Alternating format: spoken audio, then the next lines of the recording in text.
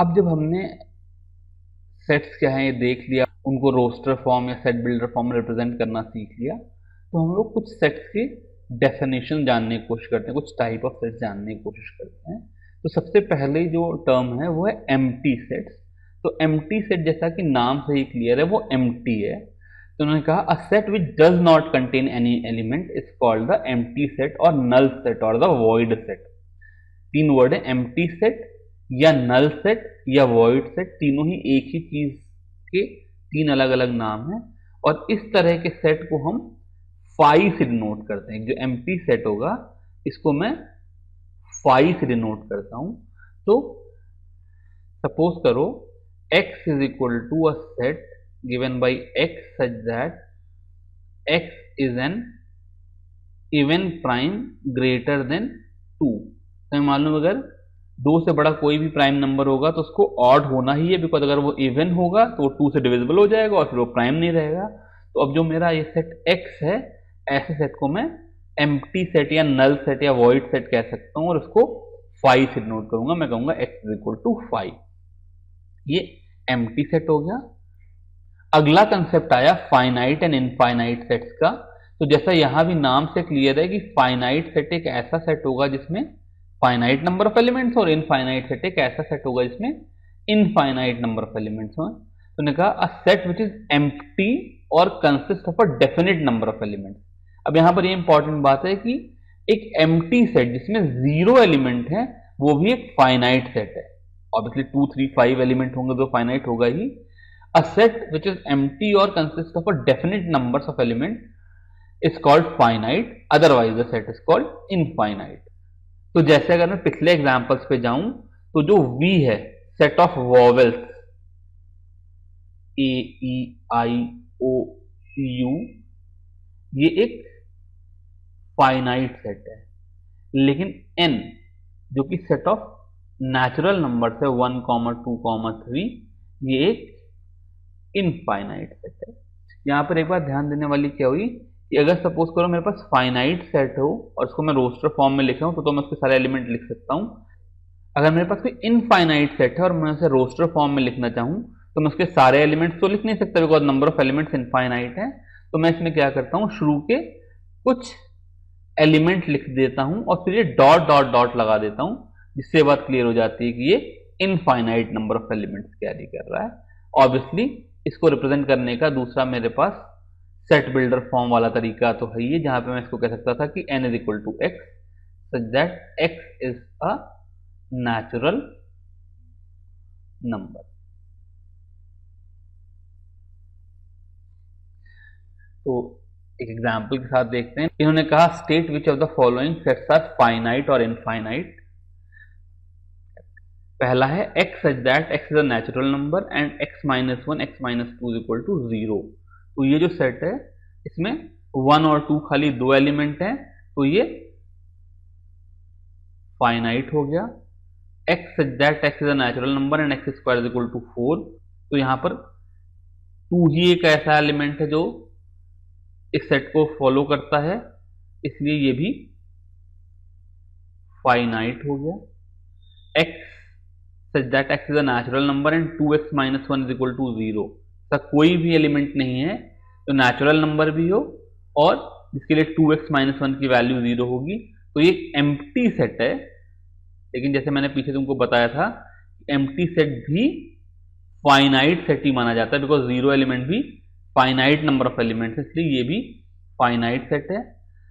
Fourth है x is a natural number and x is prime. तो number of primes infinite है, इसलिए ये इनफाइनाइट सेट हो गया। एंड x इज ऑड, ये भी एक इनफाइनाइट सेट है। अगला कंसेप्ट आया इक्वल सेट्स का। Two sets A and B said to be equal if they have exactly the same elements and we write A is equal to B, otherwise the set are said to be unequal and we write A is not equal to B। तो सारे element same होने चाहिए तभी equality होगी, otherwise जो sets हैं वो equal नहीं होंगे। अब फिर एग्जाम्पल के थ्रू उसको देखने की कोशिश करते हैं। इन्होंने कहा find the pairs of equal sets if any and give reason. तो जो मेरा सेट ए है उसमें एक ही एलिमेंट है 0, b is equal to x such that x is greater than 15 and x is less than 5। तो अगर x ग्रेटर देन 15 होगा तो x लेस देन 5 नहीं हो सकता है, इसलिए जो मेरा ये सेट b है इसको मैं नल सेट लिख सकता हूं। ए तो पहले से ही रोस्टर फॉर्म में गिवन है, इसको 0 लिख लेता हूं। अब यहां पर एक ध्यान देने वाली बात यह है कि नल सेट और 0 आपस में इक्वल नहीं है, बिकॉज नल सेट में कोई एलिमेंट नहीं है, जबकि जो सेट ए है इसमें एक एलिमेंट है जिसकी वैल्यू 0 है। बहुत से बच्चे क्या गलती करते हैं कि इस सेट को भी नल मान लेते हैं बिकॉज उसमें 0 है, बट 0 भी एक एलिमेंट है, इसलिए ये नल सेट नहीं है। तो सी को देखते हैं, C is x such that x minus 5 is equal to 0। तो इसका मतलब C में भी एक ही एलिमेंट है जिसकी वैल्यू 5 है। D is equal to x such that x square is equal to 25। तो उन्होंने जो कि x पे ये बात नहीं लिखी कि एक नेचुरल नंबर ही है या पॉजिटिव ही है, इसलिए D में मेरे पास दो एलिमेंट हो जाएंगे, एक तो 5 तो होगा ही और दूसरा -5। और E है, E is x such that x is an integral positive root of equation x square minus 2x minus 15 equal to 0।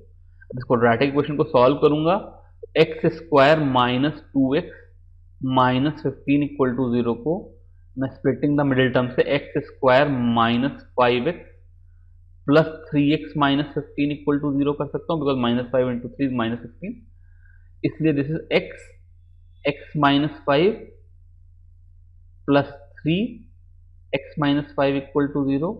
यहां से x minus 5 x plus 3 equal to 0 आ गया। यहां से x की वैल्यू 5 माइनस 3 आ गई। लेकिन यहां पे कह रहे हैं E जो सेट है उसमें खाली वही x मैं ले सकता हूं which is integral positive root of equation. तो इसका मतलब मैं यहां पर -3 नहीं ले सकता हूं। तो जो मेरा सेट E आया उसमें भी एक एलिमेंट आ गया 5, और इसलिए इस क्वेश्चन का आंसर हो गया set C is equal to set E, because set C में भी एक ही एलिमेंट है 5 और सेट E में भी एक ही एलिमेंट है 5। नेक्स्ट एग्जांपल भी इक्वलिटी ऑफ सेट्स के ऊपर ही बेस्ड है। Which of the following pairs of sets are equal, justify your answer. तो पहला है x set of letters in alloy. तो अगर मैं x को लिखना चाहूं यहां पर, x में एक तो एलिमेंट हो गया a, दूसरा l, तीसरा o और चौथा y, and b is set of letters in loyal. तो b में एलिमेंट हो गया l, o, y, a। अब यहां पर दो चीजों का ध्यान देना, यहां एलॉय में डबल एल था या लॉयल में डबल एल था, लेकिन मैंने यहां पर x या b को डिफाइन करने में दो l नहीं दिए, बिकॉज अगर वो चीज रिपीट भी हो रही है तो l अपने आप में एक सिंगल एलिमेंट है, और जब मैं सेट में उसको लिखूंगा रोस्टर फॉर्म में तो उसको सिर्फ एक बार लिखूंगा। दूसरी बात, जब हमने इक्वल सेट्स की डेफिनेशन देखी थी तो मैंने कहा था दो सेट इक्वल हैं अगर पहले सेट के जो मेंबर हैं वो दूसरे सेट में भी हैं। तो पहले सेट का मेंबर है a, वो दूसरे में भी है, l वो भी दूसरे में है, o वो भी दूसरे में है, और y ये भी b में है। इसका मतलब x is equal to b। यहां पर जो मैंने सीक्वेंस अलग अलग लिख लिया इसका कोई भी मतलब नहीं है। किसी भी सेट को जब मैं रोस्टर फॉर्म में लिख रहा हूं तो उसके सीक्वेंस का कोई भी मतलब नहीं है। यानी अगर मैं चाहता तो मैं x को भी LOYA लिख देता, या मैं चाहता तो x को कुछ और लिख देता, मान लो मैं x को OLAY भी लिख देता, तो भी इससे जो मेरी x की डेफिनेशन है या सेट x के ऊपर कोई फर्क नहीं पड़ता। ऐसे सेकंड पार्ट देखते हैं। इसमें उन्होंने कहा a is equal to n such that n belongs to z। फिर से याद दिला दूं, z is an integer and n square is less than और इक्वल टू 4। तो n स्क्वायर की वैल्यू 4 से छोटी है और n इंटीजर है।